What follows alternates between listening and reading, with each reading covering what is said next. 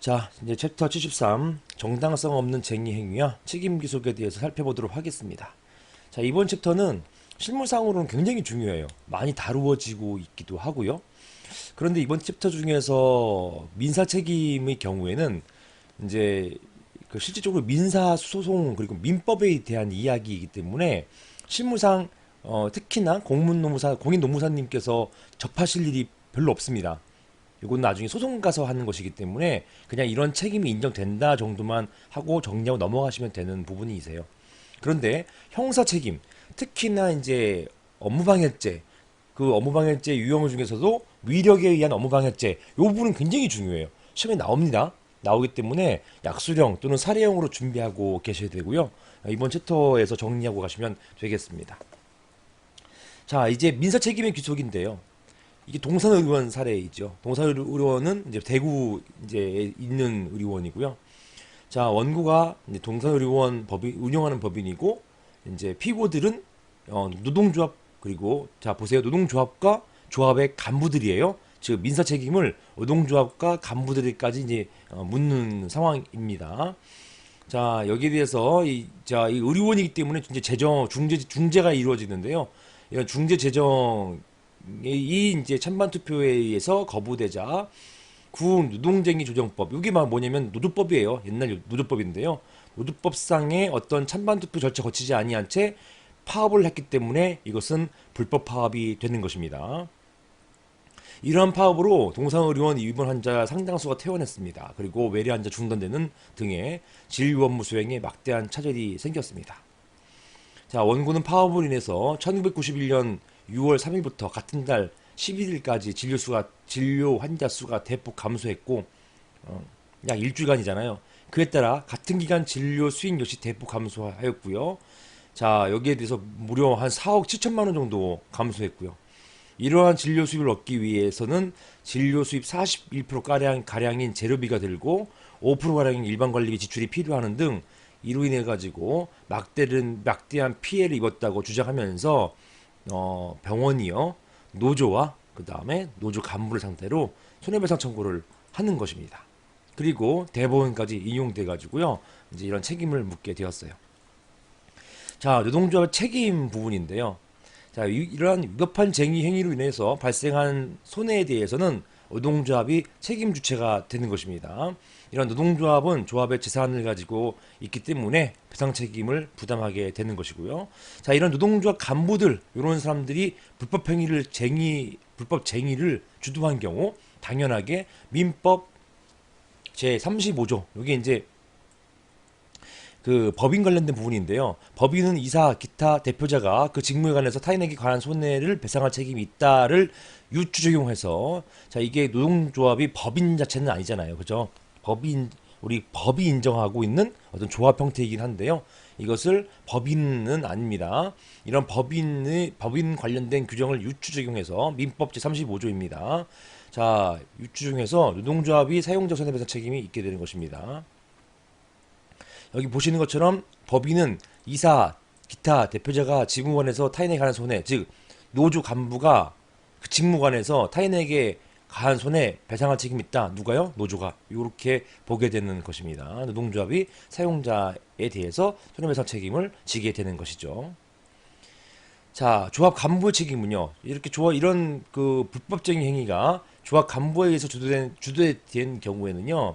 자, 여기에 대해서 불법행위 책임을 당연하게 부담하게 되는 것입니다. 예, 그래 여기에 대해서는 지금 비판도 많이 있어요. 왜냐하면은 자, 만약에 이게 불법쟁의로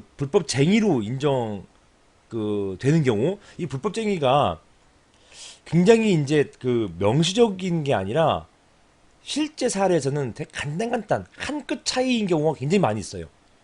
그래서 까딱 잘못해가지고 이 불법쟁의가 돼가지고 회사의 손해가 막 1조가량 생겼다 이렇게 주장하면서 조합 간부 또는 조합에 대해서 뭐 몇백억 소송을 제기한 경우가 있어서 우리나라에서도 문제된 경우가 있습니다. 과연 이것을 인정하는 것이 옳으냐? 그렇게 돼버리면요 간접적으로 노조에게 굉장히 위축되고 노조 간부에게 간부를 위축되게 하기 때문에 결론적으로 노동쟁의가 위축되는 효과가 생겨버려요. 이거는 노조법 또는 헌법상 노동3권 보장 취지에 부합하지는 않습니다. 그래서 과연 이렇게 노동조합 또는 노동조합 간부 심지어 개별 노동자에게까지 책임을 묻는 것이 또는 이 과한 책임을 묻는 것이 옳은 것이냐 여기에 대한 비판은 있습니다. 자, 개별 근로자 책임 보시는 것처럼 자, 뭐 조합 간부 책임 지는 것이고요. 개별 근로자 자, 채무불이행 책임. 정당성성 없는 쟁의 행위 참가해가지고 노무제공 거부한 경우에는 채무불이행 책임 발생한다라는 것이고요. 자, 불법행위 책임인데요. 이거는 보나마나 일단은 그 가담의 정도에 따라서 가담했으면은 책임이 인정됩니다. 다만 여기까지 이런 개별 근로자에까지 책임 묻는 것이 옳으냐 이런 어떤 판단의 문제만 남아 있을 뿐이에요. 기본적으로 물을 수 있다. 이것이 기본 태도인 것입니다. 판례도 마찬가지예요. 자, 이런 개별 조합원에 대해서 단체 의사에 완전히 구속되어 있기 때문에 위협한 쟁의 행위라도 개별 책임 부정된다는 개인 책임 또는 개별 책임 부정설이 있고요. 쟁의 행위는 자유로운 의사 결정을 기초로 하는 것이기 때문에 책임을 진다라는 긍정설이 있고, 판례는요 기본적으로 개인 책임 긍정설의 입장이 되겠습니다. 자, 이거 검토인데요. 개별 조합원은 자유로운 의사결정으로 쟁의행위 참여한 것이기 때문에 개별 책임 긍정설이 타당하겠다라는 것입니다. 다만 한편 쟁의행위 자체가 정당성을 가지고 있는 경우를 하더라도 개별 근로자가 노동조합 지도부의 지시에 위반해서 폭력행위, 불법적인 직정점거, 파괴행위를 행한 경우 이건 자체적으로 노조와 책임하고 상관없어요. 노조는 준법으로 잘 이제 지켜라라고 했는데 일부 개별 노조원들이 폭력행위를 저지른 거예요. 이런 경우는 그 사람 개개별로 어떤 자기 책임을 져야 되는 것이죠.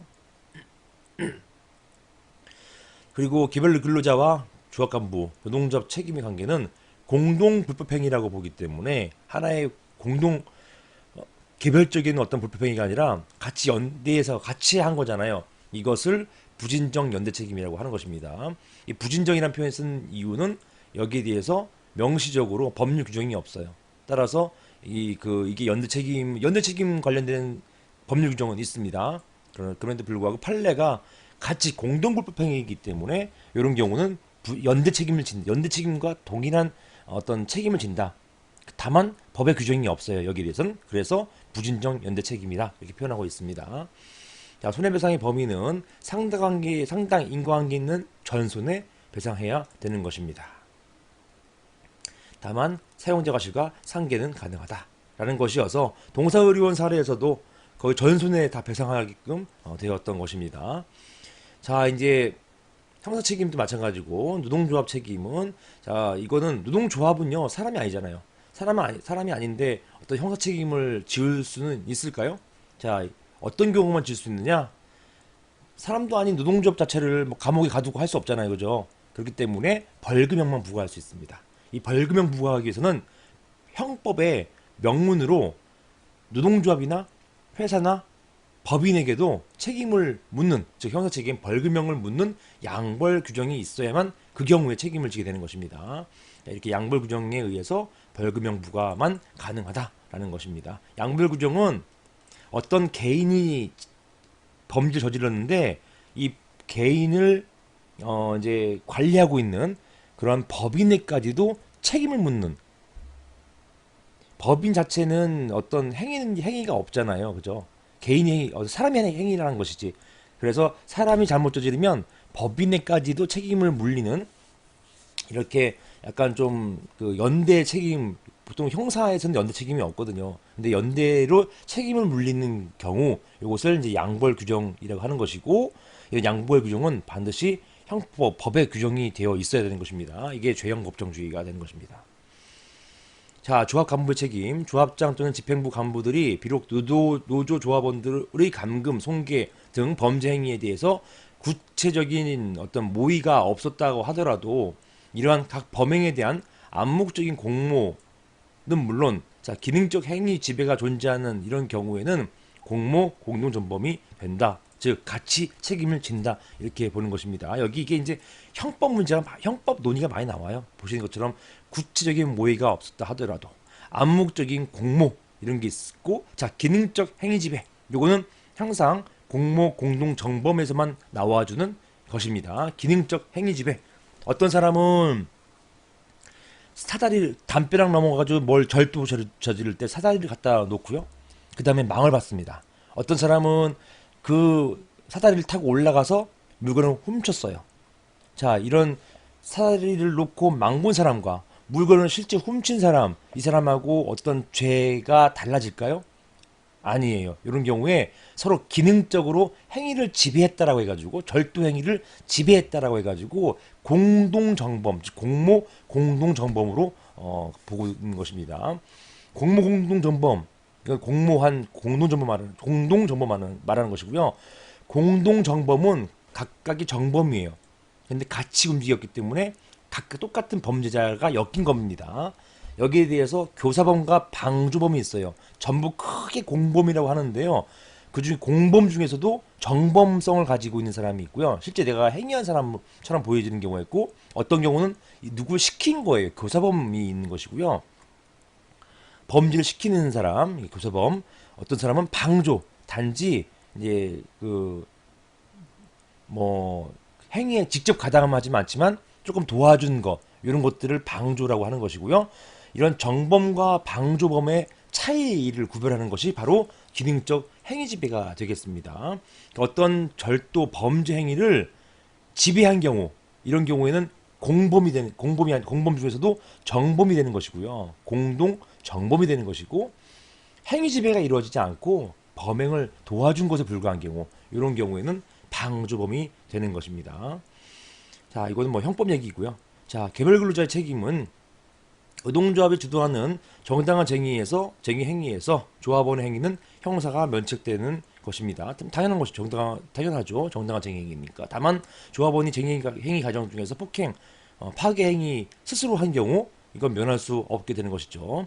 그러나 위협한 쟁의 행위에 단순 가담한 조합원에 대해서는 자, 이렇게 위력에 의한 구성 요건이 해당하지 않는다고 보아서 업무방해죄 성립이 부인되어야 할 것이다라는 견해가 있어요.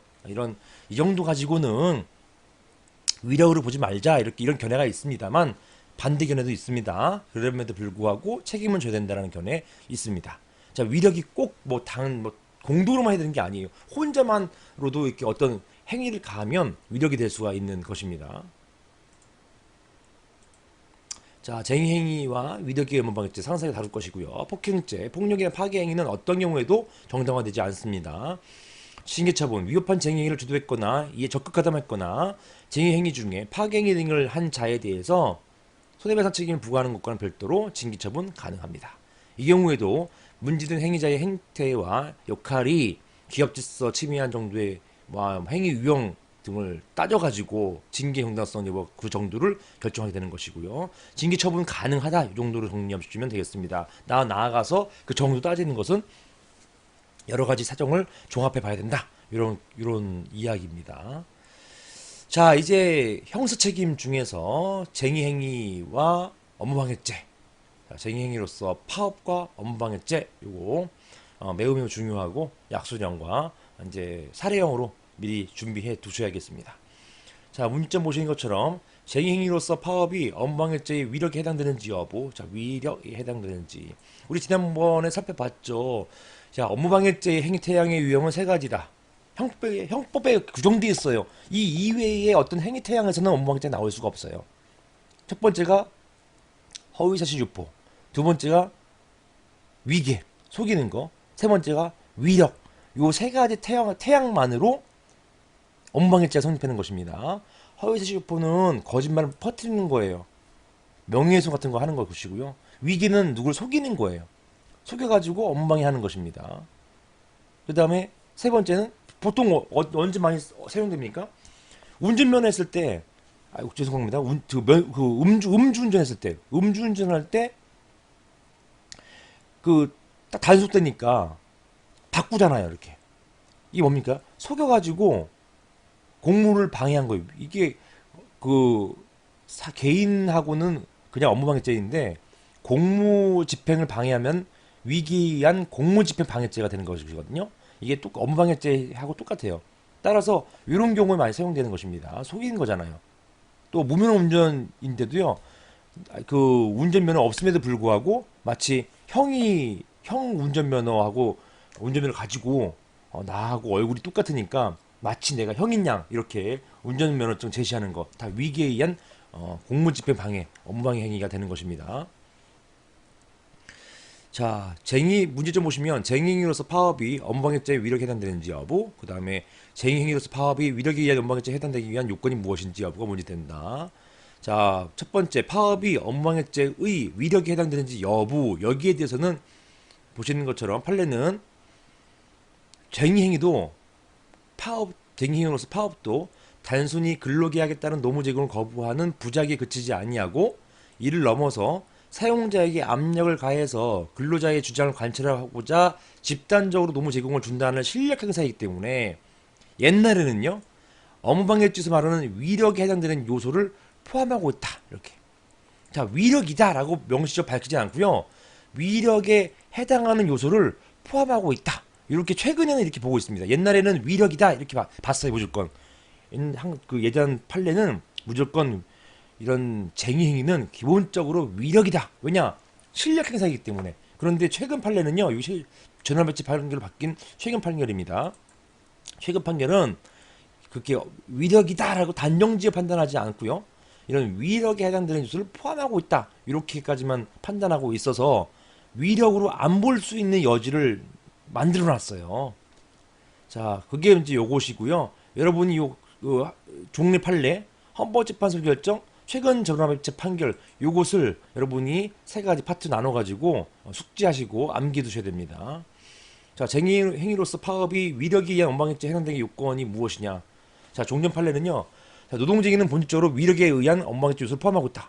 근데 다만 근로자의 행동권은 단결권, 단체 행동권과 함께 헌법에 의해서 보장되는 권리이기 때문에 단체 행동권에 속하는 노동쟁의가 형식적으로 업무방해죄 구성요건에 해당되는 경우에도 자 보시는 것처럼 이런 노동쟁의가 형식적으로는 업무방해죄 구성요건에 해당되는 경우에도 이게 뭡니까? 이미 위력에 해당된다는 얘기예요.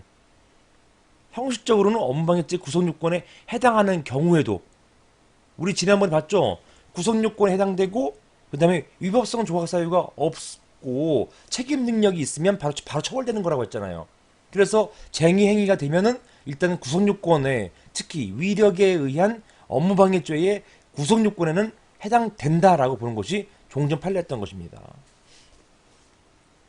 그것이 근로자의 근로조건의 유지 개선, 기타 근로자의 정당한 이익을 추정하기 위한 상당한 수단인 경우에는 자 일단은 구성요건에는 해당되지만 정당 행위로서 위법성이 조각된다. 라고 판시하였습니다. 따라서 위법성 조각서에 따라서 정당한 쟁행위로서 위법성이 조각된 경우가 아닌 한 폭력이나 파괴 행위가 없다 하더라도 업무방해죄가 성립한다고 보았던 것입니다. 제가 이제 변호사 생활 이제 10년 넘게 이제 하고 있는데요. 한 번도 정당 방위나 정당 행위나 이렇게 위법성 조각 사유가 인정된 예를 그건 못 봤어요. 그만큼 굉장히 이거 인정하기 어렵다는 얘기입니다. 애당초 구속요건 해당성을 탈락시켜야지만 위법성 따지지도 않고 그냥 그 사람 풀어주는 거예요. 만약에 위법성 조각 사유 가지고 따진다 한다면 기본적으로 어떤 범죄를 인정해 놓고 정당한 어떤 사유가 있냐 없냐 따져야 되는데 요거 인정이 굉장히 어렵다란 말입니다. 따라서 일단은 쟁의행위 하면요 일단은 무조건 대부분 다 업무방해죄 처벌되게 돼 있어요. 정당한 행위라는 것을 입증하기가 상당히 어렵습니다. 그리고 법원도 인정하지 않고요. 그것 때문에 이것은 옳지 않다라고 해가지고 여기에 대해서 브레이크를 거는 것이 바로 헌법재판소 결정이었습니다. 헌법재판소는 종전의 어떤 관행, 즉 쟁의행위만 있으면 항상 위력에 의한 업무방해죄 구성요건에 해당한다라고 보는 그런 판례의 견해 여기에 대해서 제동을 건 것이죠. 자, 헌법상 기본권 행사인 쟁의행위는 고용주의 업무에 지장을 토래하는 것을 당연한 전제로 하기 때문에 쟁의행위는 원칙적으로 위력에 의한 업무방해죄를 구성하지 않는다. 종전 판례와 정반대의 논지를 이렇게 이제 쓰고 있습니다. 완전 반대 태도인 것이에요. 이제 현재는 위력에 의한 업무방해죄가 아니라는 것입니다. 이게 헌법상 기본권 행사이기 때문에 그렇다는 것이에요. 자, 여기에 대해서 그러면 이제 이 경우에는 구성요건 해당성도 아예 안 되는 거잖아요. 그래 버리니까 종전 판례가 이 헌법재판소 결정하고 정반대로 부딪히고 있습니다. 자, 이것 때문에 이제 어떤 조율을 하고자 한 것이 최근 전화부채 판결이 되겠습니다. 자, 한국철도공사 기관사 사례이고요. 피고인은 한국철도공사 소속 기관사로서 자, 이렇게 20대 위원장, 노조위원장으로 선출되었고요. 자, 이 노동조합은 노동조 대표해가지고 자, 단체벽 체결을 위한 교섭을 시작했고, 자, 적자 노선 폐지 반대 이런 것들 경영권 관련된 사안이네요. 공공성 강화, 그다음에 해고자 전환 복직 등을 요구했고요. 40여 채 걸쳐서 협상 진행했는데 사측이 정부 정책 내지 경영권 관련된 사항이라는 것을 이유로 해서 이러한 교섭을 이제 진행하다가 거부합니다. 자, 노조는 이렇게 일방적으로 교섭 결렬 선언하고 쟁의행위 찬반 투표를 거쳐서 파업을 결의한 뒤에 노동조 간부 그다음에 조합원들과 공모해서 상황실과 농성장을 설치할 것 그다음에 파업 강행을 지시했습니다. 이렇게 노조 간부로서 지시했다는 것이에요. 한편 중앙노동위의 위원장이 이 노동법에 따라 가지고 노동쟁의 중재 해부 결정을 했기 때문에 필수 공익 사업인 철도공사의 경우에는 중대 기간까지 이렇게 쟁행위가 금지됨에도 불구하고 이런 어떤 노조 조합장을 비롯한 집행부는요, 전 조합원에 파업하라 이렇게 전파하고 파업을 계속하도록 지시를 했습니다. 요 장면이 이제 노동쟁의 조정법, 그렇죠. 노조법 위반이 되는 것이죠. 검사는 피고인의 지시에 따라서 자, 이렇게 자, 피고의 지시에 따라서 조합원들 13,000여 명 정도가 641개 사업장에 출근하지 아니한 채 KTX 열차 329회, 새마을호 열차 283회 운행이 중단되도록 하는 등의 방법으로 영업수익 손실 등 4일간 합계 약 135억 원 상당의 재산적 피해를 발생시켜서 이렇게 이러한 위력으로서 쟁행위를 한 거잖아요. 위력으로서 한국철도공사의 여객 화물 수송 업무 등을 방해했다는 것을 공소사실로 해서 위력에 의한 업무방해죄로 기소가 되었습니다. 여기에 있어서 1심, 2심, 3심 모두 유죄 판결이 나왔습니다. 판례는요.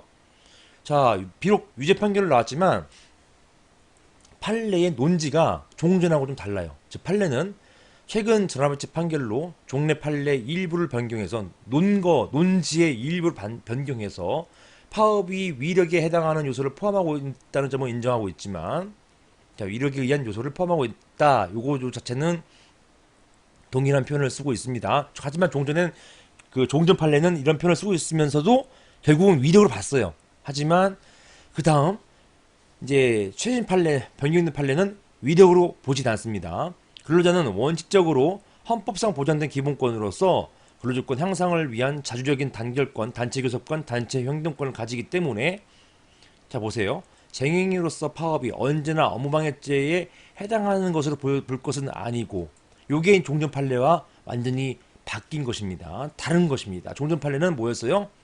기본적으로 쟁의행위는 위력에 의한 업무방해죄에 해당된다라고 보았던 것입니다. 자, 여기 이 장면이잖아요. 자, 노동쟁의가 형식적으로는 업무방해죄의 구성조건에 해당한다.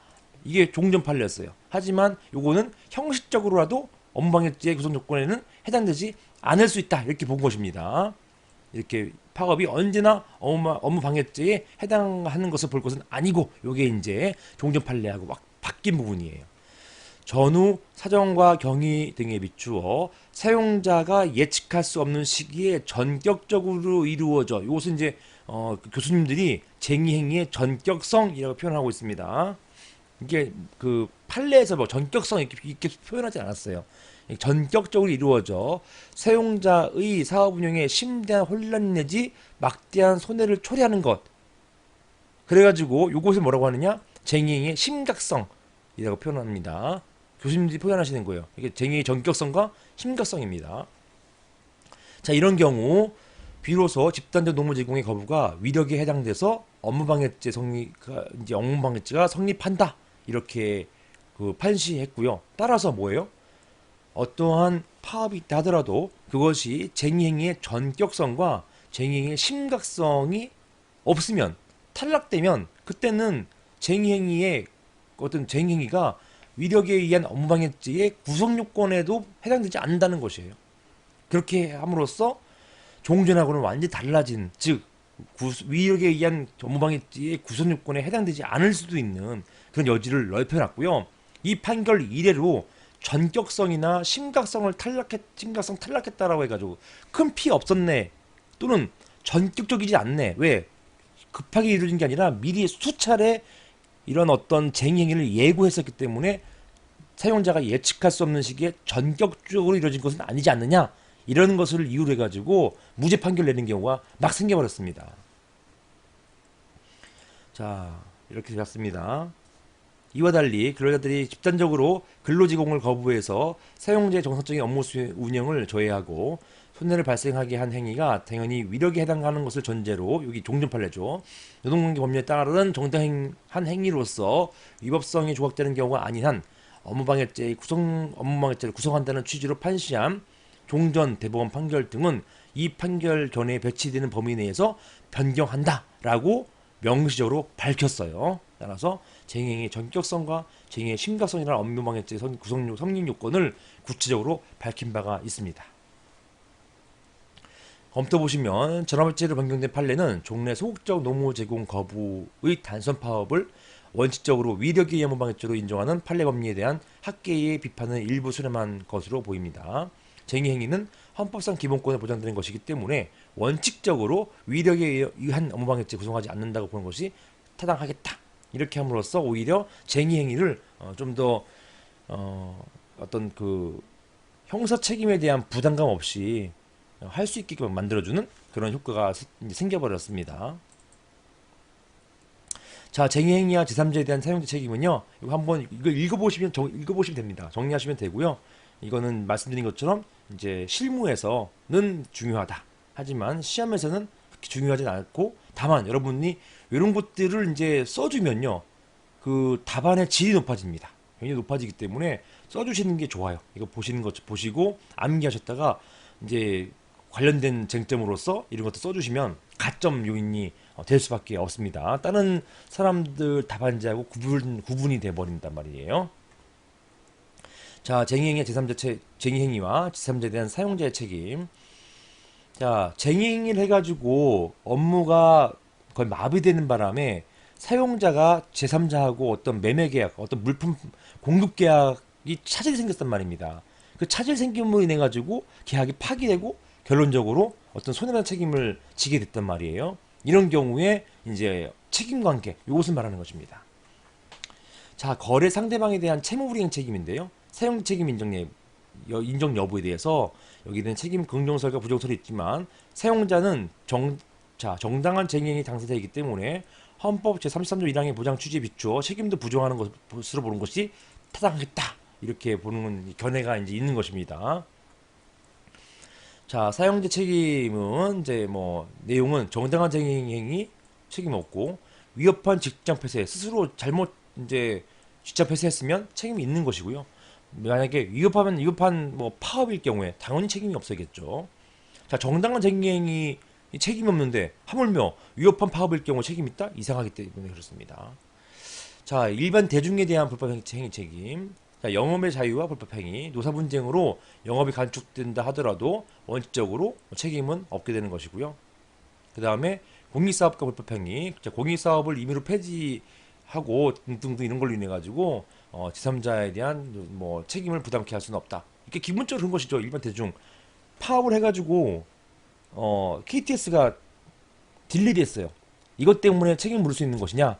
이 대해서 이 행위가 정당한 행위고 업무방해죄에 해당되지 않고 그럴 경우에는 불법행위 책임을 묻지 못한 일반 대중이 나 이 KTX 늦어지는 바람에 뭐 계약 체결을 할 것을 못했다 지각하는 바람에 나 취업 기회가 날라갔다 이런 경우 불법행위 책임을 주장하지 못한단 말입니다. 당연하겠죠. 자, 쟁의행위와 제3자에 대한 근로자 책임. 자, 쟁의행위 정당한 경우 책임 없는 것이 당연하시고 뭐 당연하겠고요. 쟁의가 위법한 경우에는요. 자, 이거는 뭐 이런 견해가 있겠죠. 제3자에게 직접 불법 책임을 지는 것은 아니다. 뭐 기본적으로 제3자에게 회사에게 책임지는 것은 물론이지만 제3자에게 직접 불법행위 책임지는 것은 아니다. 이게 보겠습니다. 불법행위는 계약 책임과 달라서 물론 계약 책임도 당사자인 것끼리 책임지는 것이고요. 불법행위 책임도 그런 어떤 불법행위 상대방이 있어야 되는 거잖아요. 상대방이 아닌 간접적인 사람에게 이런 곧바로 불법행위 책임을 묻는 것은 약간 좀 부당한 것입니다. 공익사업의 쟁의행위, 아까 말씀드린 것처럼 KTX 늦어져가지고 손해가 생겼다고 해가지고 그 자체만 가지고 곧바로 책임 있다고 할 수는 없는 것이고요. 다만 이렇게 안전보호시설 보호법규 위반으로 제3자에게 손해를 가한 경우 만약에 안전보호시설 특히나 댐이나 이런 거 관리 잘못해가지고 또는 안전보호시설 같은 경우 원자력 뭐 발전소 잘못해가지고 문제가 생겼다 당연히 책임 있게 되는 것이죠. 그래서 안전보호시설 같은 경우는 특별하게 보고 있다 이 정도로 정리하시면 되겠습니다. 나머지 판례 읽어보시면 되고요. 최근에 2017년 행위 전격성 부인해가지고 이렇게 전격성 또는 심각성을 부인해가지고 위력에 의한 업무방해죄를 이제 인정하지 않고 무죄 판결하는 예가 많아졌습니다. 따라서 헌법재판소가 굉장히 중요한 역할을 했죠.